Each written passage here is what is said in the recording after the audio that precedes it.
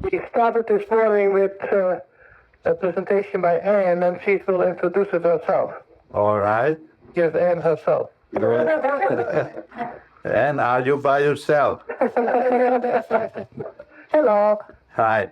We're talking about the issue of law, and we were exploring it as actually a psychological phenomenon that has to do with the losing attachment, mental attachment.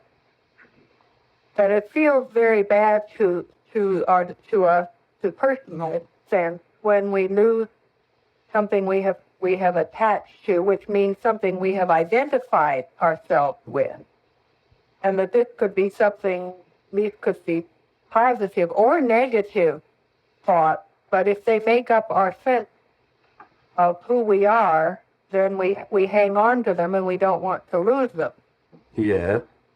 And we spoke about that the Bible and spiritual traditions seem to suggest that it might be possible to get to a place where we don't have to endlessly go through this process of attaching to things and then suffering loss. Yeah. Jesus says that if we are willing to lose our lives for his sake, we will find them. But if we want to save them, we will lose them. Yeah. And the Tao speaks of living unattached in the Tao. Yeah. And so we were trying to understand how we get identified, how we identify with spirits in such a way that we get beyond the need to seek our security in personal attachment. Yeah. Bert has a question about that, but I wondered if you would have any comments you'd like to make first. Well, let me hear the question first. Maybe something will come. Fine. Hello, Dr. Hora. Hi, Fern. In our discussion, we were talking about those things that we get attached to. Yeah. And it occurred to me that when attachment, usually to an interpersonal fantasy, becomes so painful, then I will sit down with the truth. And the truth lifts me out of this attachment and sense of loss. Yeah. But I cannot attach myself to the good of God. I can't, in other words, if I say, now all I need to be interested in is being here for God, and that will heal me. Yeah. And it does. Yeah. But I can never attach myself to it. But I must continually be, like the love of it is not an attachment of it. Yeah. Can you explain or comment on that?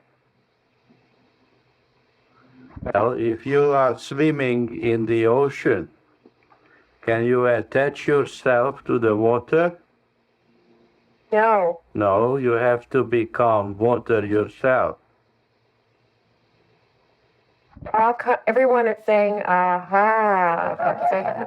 Everybody understands except you. Right. Well, it occurred to me that from human sense, these fantasies, these interpersonal fantasies, Yeah. do seem to be illusions and nothing, but yet we have this ability to attach ourselves to them. Yeah. Well, you see, Fern, the precondition for attachment to occur it lies in dualism. There has to be two, one and the other, to get attached to each other. But in reality is non-dual. You cannot, are no attachments in the kingdom of God. There is only at-one-ment. An attachment means that two entities are glued together. But they still are two, right? So then there's a me, and there's that picture of life for myself that I'm attached to. Right. So attachments take place in a dualistic view of reality. There has to be a self and another, or things, other things. So the dualism is the basis of attachment. And the troublesomeness of attachment is that it preserves the dualistic perception of reality. In other words, if I'm not attached, the things could be good or things could be bad. It's a good, bad idea that I'm attached to this or it will be something else. And it's not the non-dual, which is all good. Yes, the non-dual is at one man. We cannot be attached to God. We can only study and meditate and pray to attain a realization of oneness with God. So in the realm of the non-dual, there are no attachments by definition.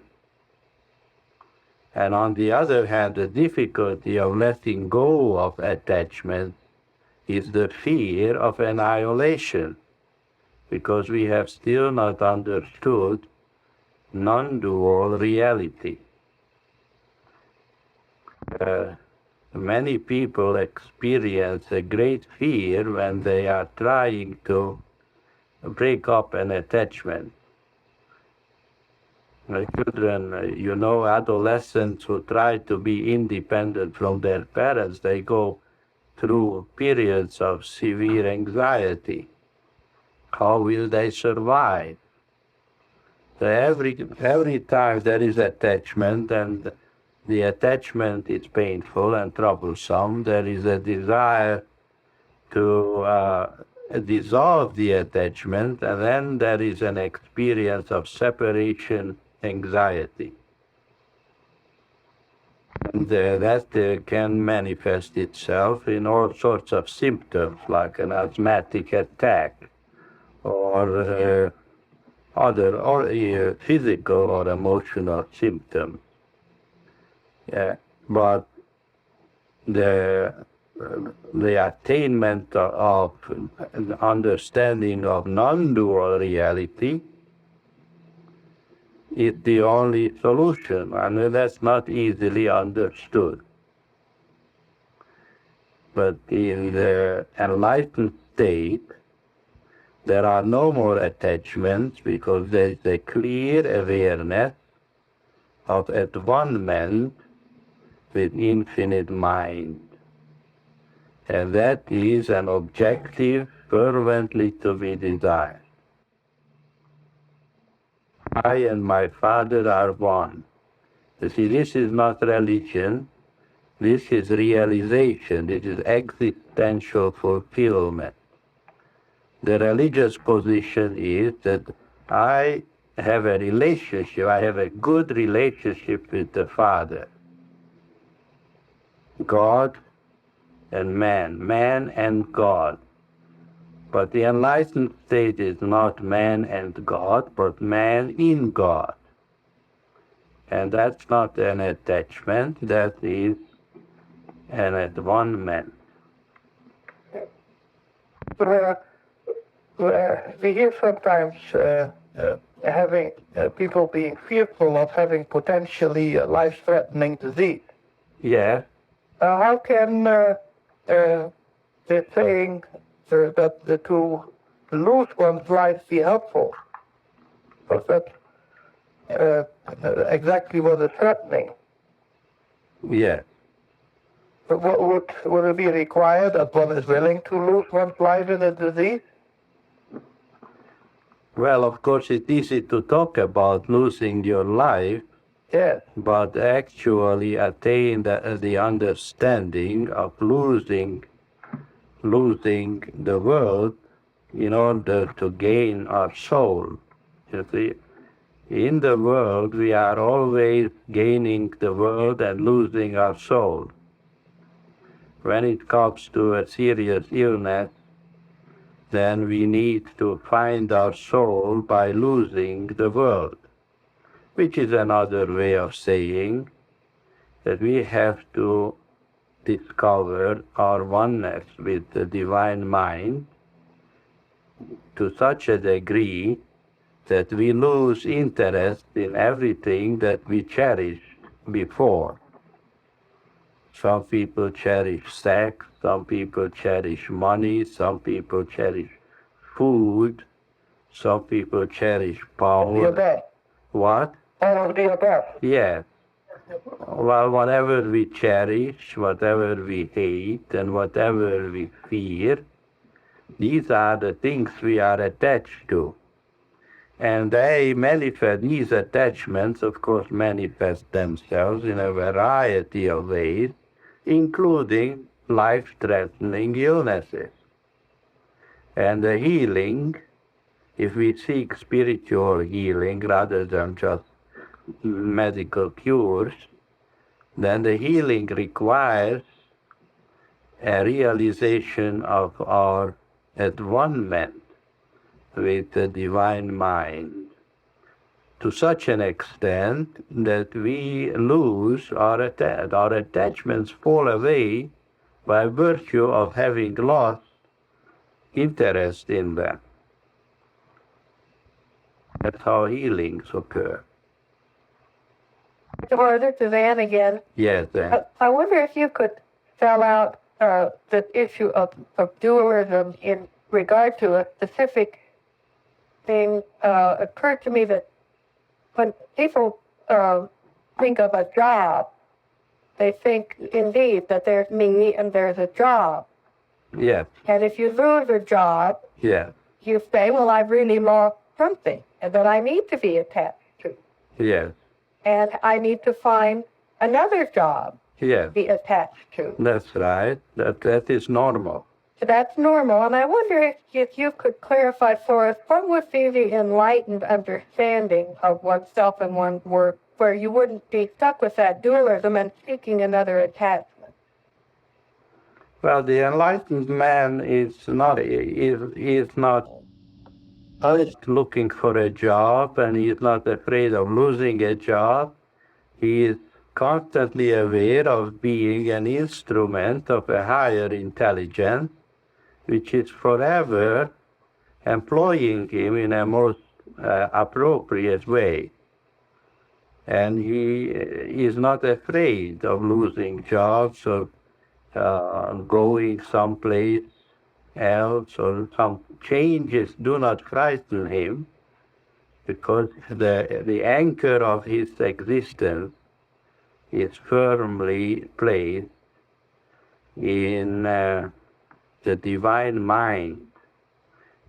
He has developed an awareness of the fact that the divine mind is constantly supplying him with the right ideas, which invariably meet the needs of the moment.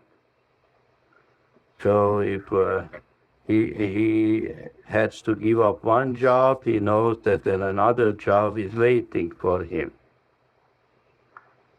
He's always aware of the fact that he is being led and guided and protected and governed, and he is moving from good to better. Well, actually, the needs that are being supplied really are not the self-fantasy needs, but they're whatever is needed for divine mind to manifest its perfection and its health and its abundance in the world. That's correct, of course. We are instruments of the divine mind. We are here for God, and the divine mind governs us through inspired ideas, which are always available. Part of the obstacle might be that we insist on thinking as a self, now I need this, or I need that. Yes, And then God doesn't seem to give us that need, meet that supposed need. yes. Well, there you have the dualism between man and God. Yeah. That's what religion is based on. Yeah. The idea is that man is separated from God, and man has to find a handle on God so that God could effectively serve his wants. We are always contemplating life in terms of being here for God, and that makes us receptive to inspired wisdom. And this wisdom makes it possible for us to prosper harmoniously in this world. Dr. Hora, this is Beverly. Yes, Beverly. And we were talking earlier and it's about the loss of a job.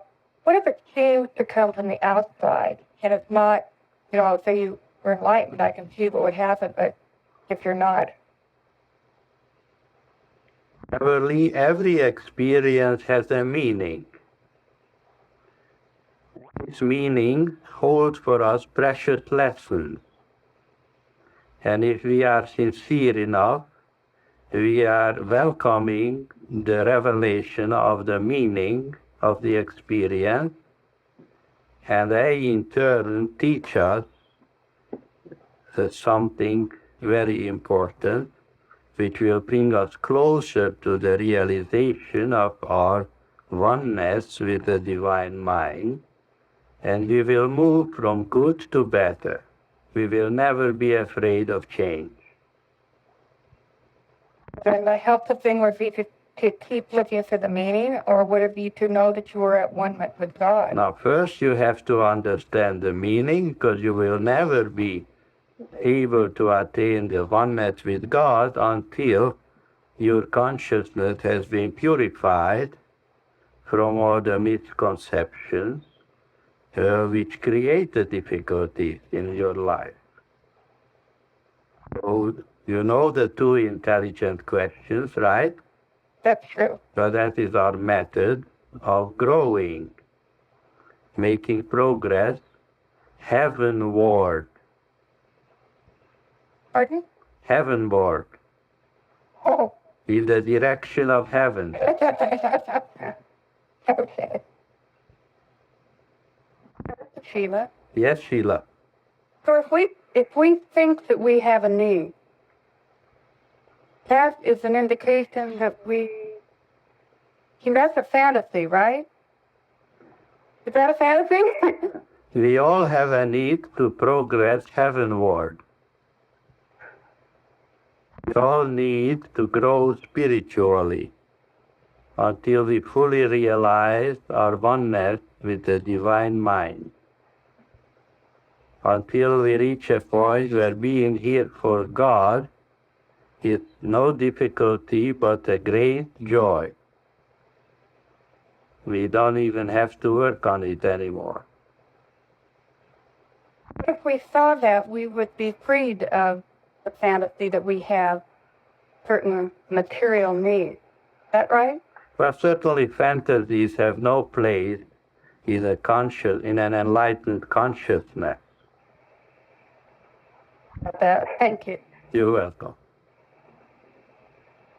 This is Marjorie. Yes, Marjorie. Earlier when we were starting the class, Anne mentioned something about how there's this idea that enlightenment happens maybe once or twice, this huge occurrence, and there's times when we find ourselves within a struggle, and we suddenly decide, well, we need to consider the meaning of this and so on, and we work on it 3 or 4 times, and we think, well, I know I've worked on this 3 or 4 times, I should have understanding, or I should be enlightened. And it occurs to me that it seems like enlightenment isn't one big or 2 big occurrences in our lives. It seems as if it's something that it would be a daily occurrence, or can be a daily occurrence, not just the enlightenment, but something we work with all the time. And what I find myself doing is going along with life, coping daily, and then suddenly something hits me harder than normal or usual. And I suddenly think, oh, well, this is something I better do. I better feel better. I better become enlightened right now. I better sit down. I better study. I better do something. And it seems like there's more to it than that. That it's not something that just comes up once a week or once a month. It's something that I need to see daily. And I was wondering if you could speak on the meaning of this understanding enlightenment moment by moment instead of suddenly thinking once a month or once a week or something. Seems like there's something that needs, I don't know, I thought maybe you could speak on something that I could see it more often rather than when I suddenly think I have a problem. Well, Marjorie, there are some light bulbs that only flicker once in a while. So bright.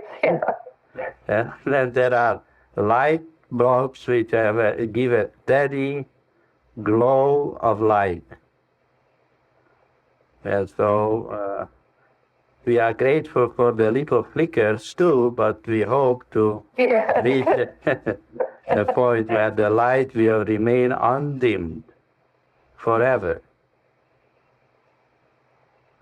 So how do we go about this undimmed forever? The Bible says, in thy light shall we see light. In thy presence is fullness of joy. At thy right hand are pleasures forevermore. So our interest would be like a daily, a moment-to-moment interest in seeking this joy. Well, we study, we pray, we meditate, we develop a great receptivity, and we receive the light by the grace of God. That's all we can say. It's not that we can force this issue. We can, by purifying our consciousness, we prepare the ground. We prepare our receptivity, and it surely comes. And if it tarry, wait for it. It will not tarry, it will surely come. Thank you. You're welcome. Hora, Yes, this is Linda. yes, Linda. I'm another Linda. Sitting next to Linda Carl. I was sitting here thinking of all the things that I have troubles with and problems and I worry about. And I find myself wanting to ask a question that might seem silly, but it bothers me. I notice that in my backyard, periodically I have gophers that come. And it seems like they terrorize the plants and shrubs. And I find myself not wanting to kill the gopher and wishing it would just go away. And it seems like it would be intelligent to rid myself in the garden of these little predators. And this morning I saw a big gopher mound, and I had read an article last night about buying just these gas things that you could buy for the gophers. Yeah. And I found myself asking, was that invalid? Is it wrong to I'm embarrassed by this. It seems silly, but maybe I could see something in a simple way and I wouldn't struggle with it. Yes. Well, metapsychiatry has an answer to everything, you know. Even the gopher. Well, it is helpful to ask the meaning of all experiences. Now you're having an experience where your treasured flowers are being undermined. Is that it? So they haven't yet. But last year I used to come out in the garden and the gophers will have pulled the whole flower down into the ground. Yes. There'd be like nothing there. Yes. And I don't want that to happen again. They're kind of in the middle of the yard now. Yes. Well, tell me, what do those flowers mean to you? Are you attached to them? Yeah. Yeah? Yeah. Are they very important to you? I wouldn't say they're as important as my children, Are you proud of them? but they're comforting and they're beautiful and Are you proud of your gardening skills? yeah. Well, that's the meaning of the gopher. They come to irritate you. I know, but it seems like I could You cherish your flowers. I cherish my flowers. Yeah, and that's the problem. Then is it wrong to like put traps out and things? We don't talk about what's wrong and what's right. We only talk about what is. I guess I'll have to struggle along. You mean you're not willing to give up your pride in your gardening skill? I don't understand. I guess I don't understand how to give up attachment. Yeah. All right, so ask Anne. She seems to be an expert in it. Okay, thank you. You're welcome.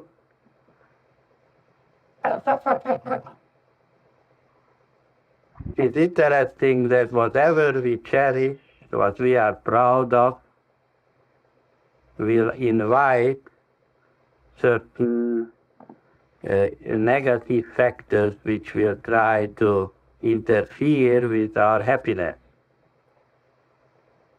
Dr. Roy, this is John. Yes, John. You're not meaning it, though, that we have to give up cherishing the beauty of flowers, only that we have to give up the way that we're seeing the flowers, or the way that we're seeing our own participation in the gardening, or Right. that the flowers themselves, Instead of when we talk about losing attachment, it's not losing attachment to those beautiful flowers so much, is it? No, you don't form attachment to anything and to anyone. And certainly you can't afford to be proud of having flowers. You can only be grateful and appreciate their beauty. But once you go beyond that, you are personalizing the whole situation and you are inviting all sorts of frustrating and aggravating experiences. When Linda says she doesn't know how to give up attachment or the pride in the flowers, what we need to hear pride is gratitude. Is that right? That's right, sure. Okay, thank you. You're welcome. Dr. Hora, this is Donna here. Yes, Donna. Along the same line, would you mind explaining a bit more about that in the sense of being attached to nature and like in the country, feeling as if there's so much beauty and peacefulness in the country and in the city.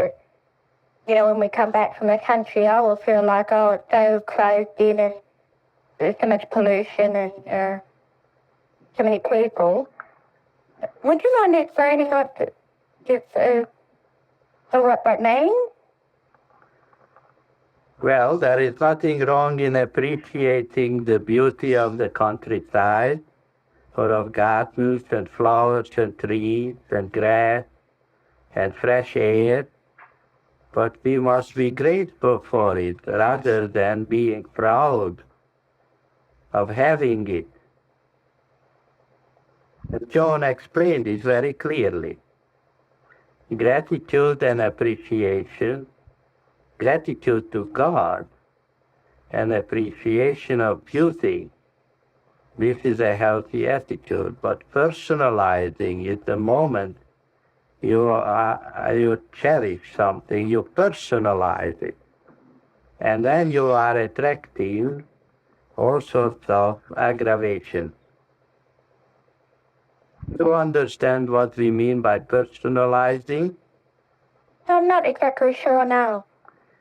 Wanting to take credit for your flowers or for your possibility of dwelling in the country. When you are proud or vain about it, you have personalized something. Some people even personalize the weather. They say, you see what this lovely sunshine, how the sun shines today? And they want to get credit for that. That's what I mean, personalizing. There are some women who think that they have produced a baby. Do you know that? They personalize the process of childbirth. And that is dangerous. say if we're coming from the country then back into the city, would it be helpful to look for beauty and taste in the city as well? And Of course, you can look for beauty everywhere. But we have to be grateful for the city too. There are many good things in the city. For instance, the School of Existential Metapsychiatry. Aren't you grateful for that? you for that.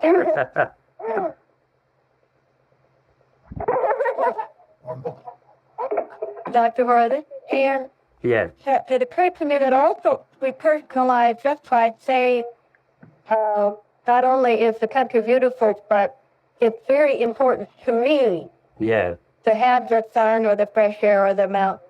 right, And that when we say, this is very important, then and you have to go back in the city, then that becomes very bad.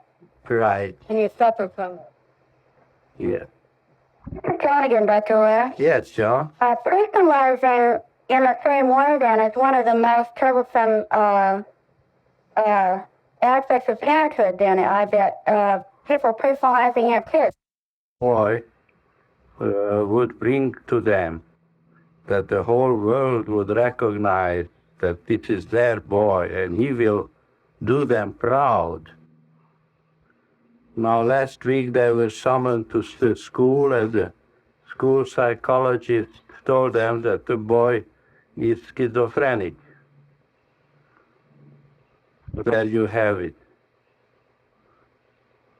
A tragedy, but their fantasies of ambition and a desire to glorify themselves through their child has created a difficult situation for them.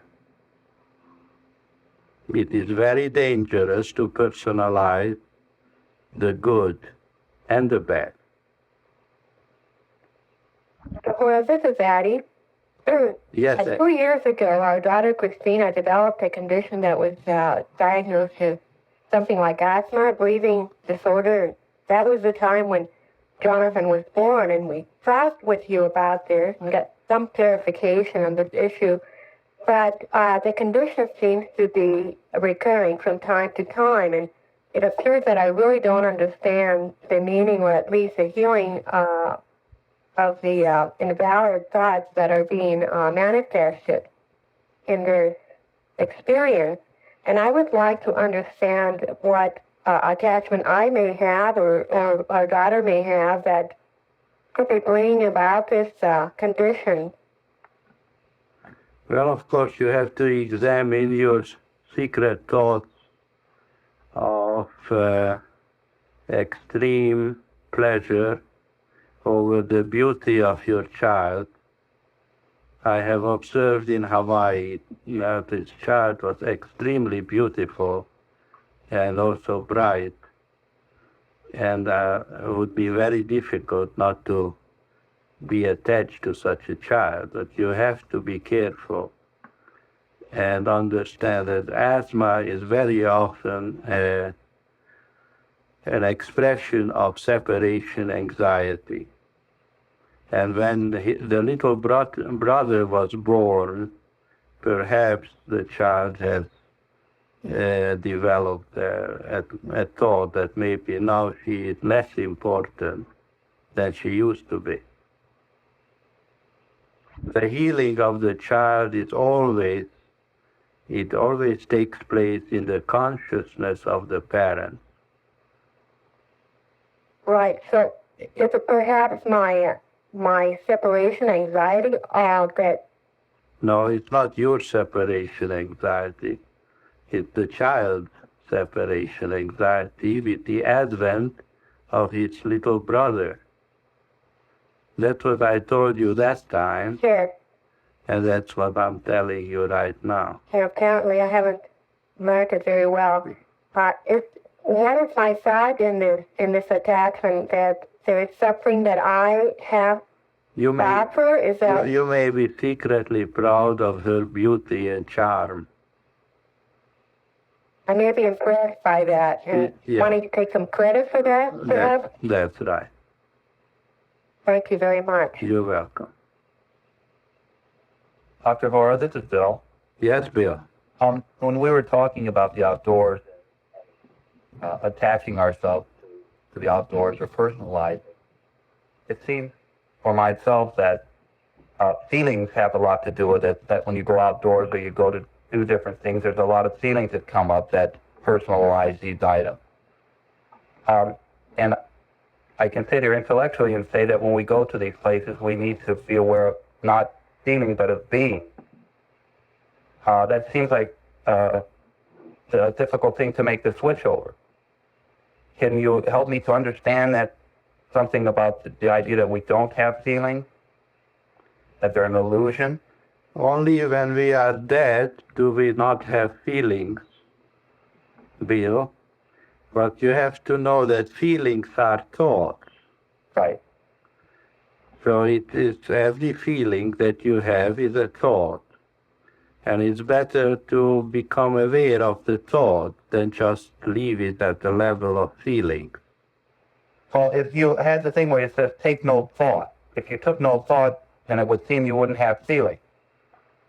No, you could, yeah, of course, you take no thought for what should be or what shouldn't be, but you can take thought for how grateful you are to God for something beautiful and good.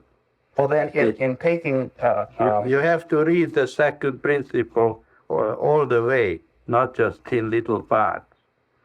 It doesn't say take no thought. It says take no thought for what should be or what shouldn't be. but it still seems that if you did that you wouldn't have a feeling.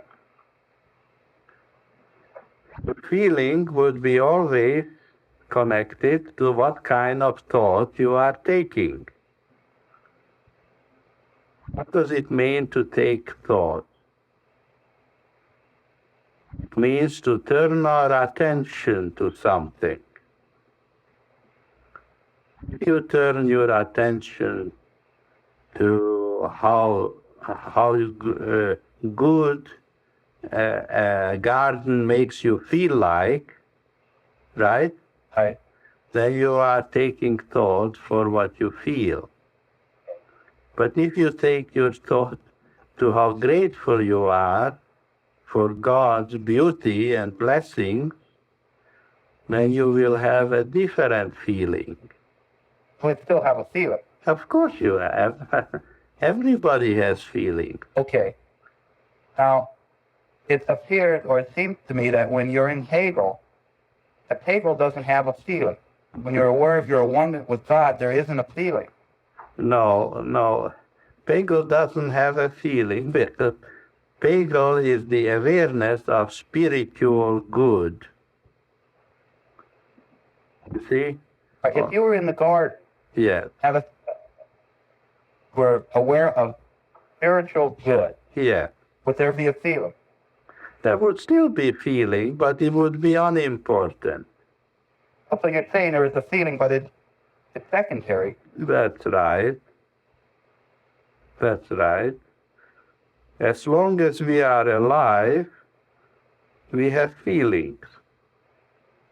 But we don't make a federal case out of feelings because we prefer to make a federal case out of PAGL.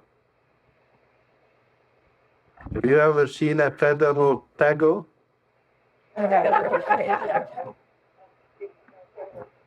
It's difficult to do that. You're welcome.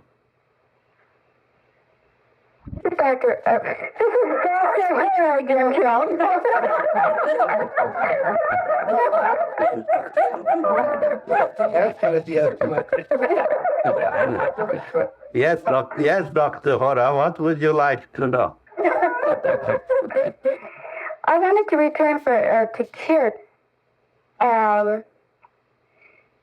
So what we do when we personalize church is we say they make us feel good or feel bad. Right? Yes. Yeah, so I would like to hear one more time then what thought feels that continual preoccupation with how good our kids make us feel or how bad they make us feel. Well, John, the first thing to remember is that our children are not ours. They belong to God. And we are here to take care of them. And they are not here for our glory. They are here for the glory of God. And when you sincerely are able to see things in this light, you will have no problems with the children. Thank you very much. You're welcome. I heard about a mother who has a child who plays the piano very nicely, but she's always nagging him to play the new and more difficult passages, because she is only interested in his performing skills of finger dexterity. And she misses the point that the child is enjoying music. The child is interested in music and gifted musically, but the mother is interested in performance so that she could be proud of the child. You know what the outcome of this conflict, this misunderstanding, this ignorance? The child refuses to come to the piano. So now he has no music and she has no performance. How subtle this is. Dr. Hora, Yes. this is Fern. Yes, Phil. In the last couple of weeks, there's been a hearing of a particular fantasy that I held around one of the children who Yeah. had really grown out in college. Yeah. And there was a sense of math that went with this, and I'd like to understand it better. The sense of loss. Math, yes. And what occurred was, an idea came to me that it would be good for one of the children to be put on our charge card, our MasterCard, for emergencies, to have a MasterCard for identification. And I added the name at the bank. And I noticed that I became very irritated at the red tape and how hard it was and all these compliances. And several times they gave me the wrong forms that I had everyone in the family fill out. And I went there and they said, oh, no, these are the wrong forms. And finally, I kept healing myself of the temptation to be angry and self-righteous and to confirm myself that they were bothering me with the trivial things. Yes. And finally, all of that worked out, and the MasterCard came in the mail, and I recognized I have a thought that this particular child is not responsible and she would lose the card. Yes.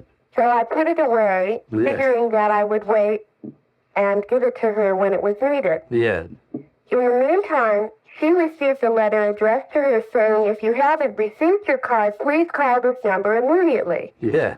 She promptly lost on her card store without ever getting the card. She acted out my fear or my fantasy that she was going to ruin the account by losing the card. Yes. And it was so revealing to me to see how a fantasy held in thought acts itself out even no matter what you do about it. That's right. And I began to meditate and see that this thought of irresponsibility had very much to do with my side of myself as a mother. Yes. As being needed and continuing to be motherly and not give up and see that she was a living soul and she didn't need this kind of protection or self-confirmation. Very good. In me. Very good. Thereupon there was immediate healing in that the new cards came effortlessly. There was a sense of growth in her awareness that her own issue and communication with us became, I would say, more adult, Yes. more equal.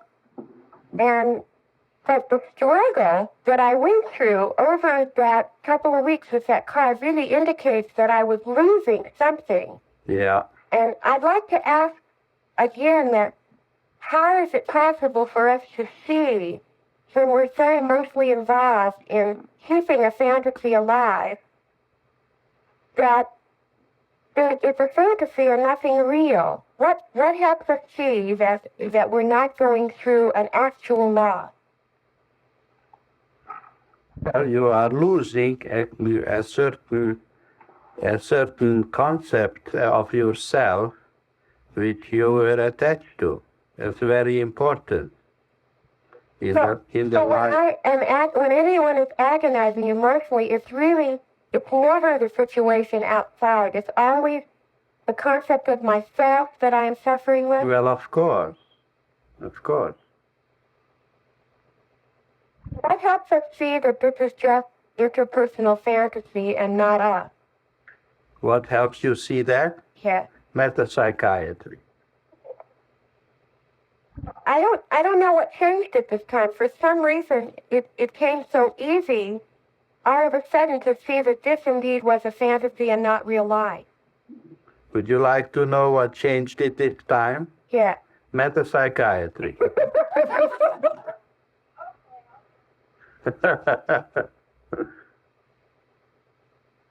Dr. Hora. Yes, Joe? I don't have a question, but I just wanted to comment on something in the news a few weeks ago that sort of edifies your teaching.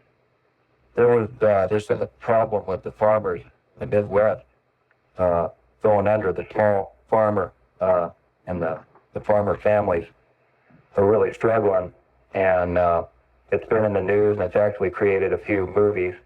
But when the decision came down not to give the farmers any federal aid or loan assistance or anything, and I noticed on the news there was a lot of farmers and farm organizations speaking up on what they were going to do, or they were getting committees together and they were going to do this and that. And then finally, I heard this one guy get up from this organization, and he said something that was really great. He said, well, we've set this all out, and now we have our priorities finally straightened out.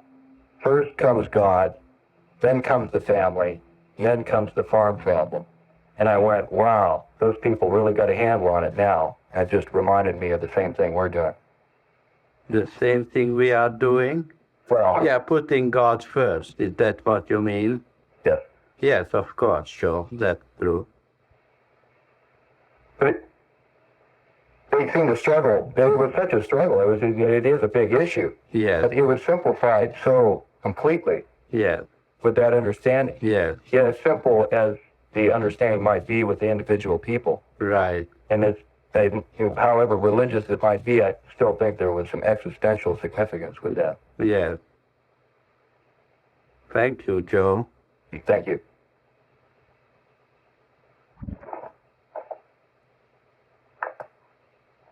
Dr. Hora, this is Margaret. Yes, Margaret.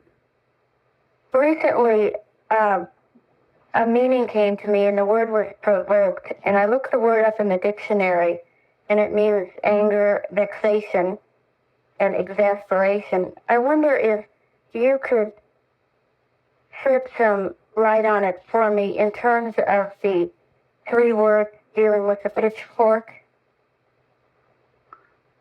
Yeah, the devil's pitchfork.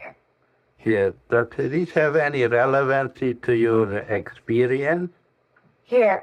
Could you tell us about that?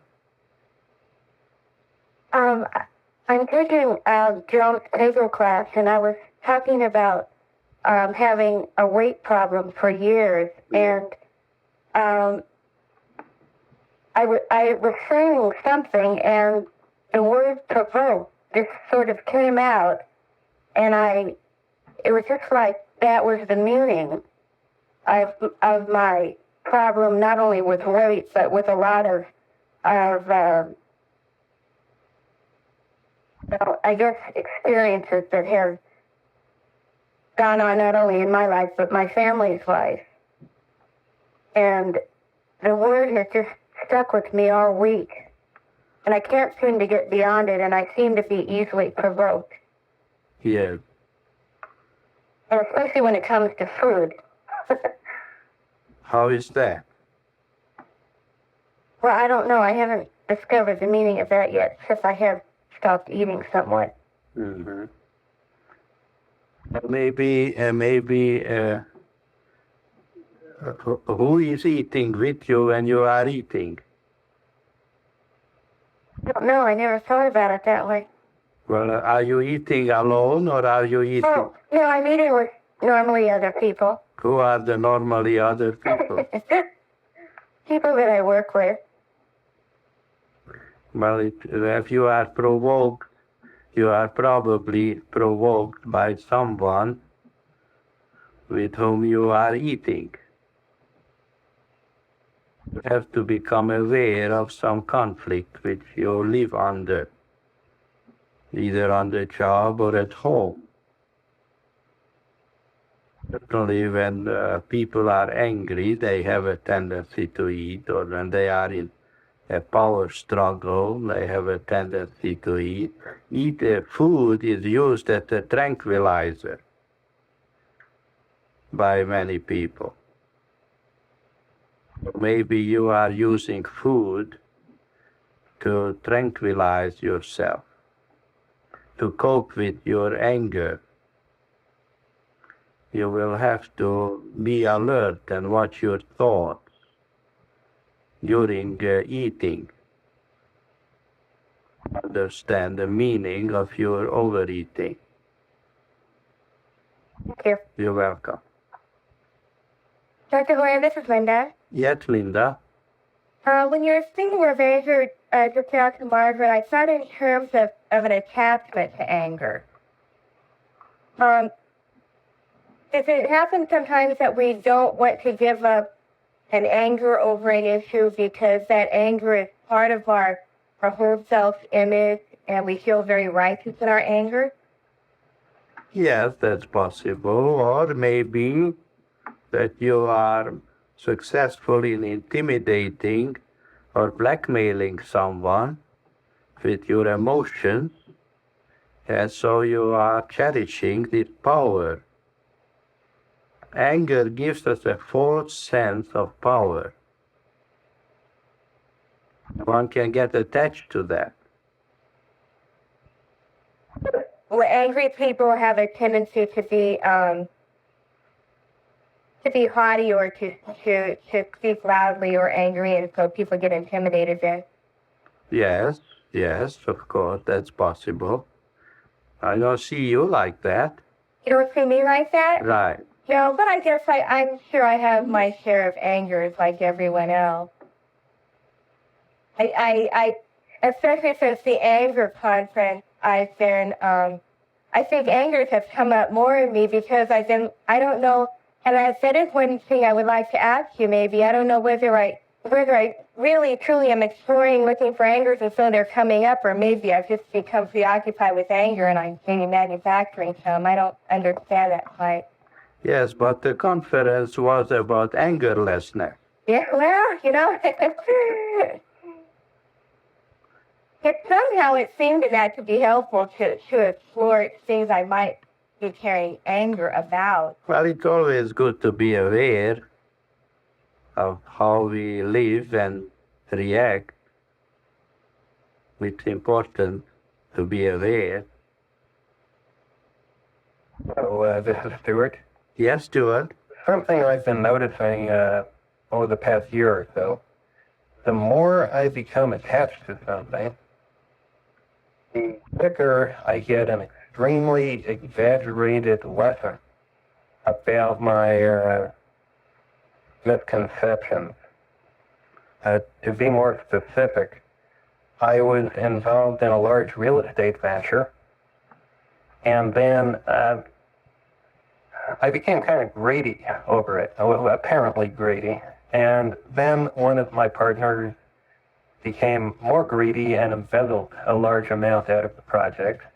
And then it came around, and it seems to be working out now, but that was a heck of a lesson, a 3-year lesson. And then recently I was developing a school for adolescents, a residential type of school. And I've done this in the past on a nonprofit basis, and it does very well. It's a very beneficial school. It works very well, very nicely, serves the children and the families. And this time I was going to do it for profit. And I found a very interesting site. And then we started figuring out how much profit we would make. And all of a sudden, the county asked us to put a road in to the school that would cost twice as much as the school was worth. Could you comment on it? It's almost like you remind me of this Instant Karma song by John Lennon, that all of a sudden you immediately get that feedback quicker and quicker, and more, or I immediately get this feedback in more and more of an exaggerated form. Yes. That really sets my consciousness right. Yes. Well, he just says that you have to be healed of greed. Yeah. You're welcome. Well, thank you very much, Dr. Lorette. You're welcome, Jan. Bye, everyone. Bye.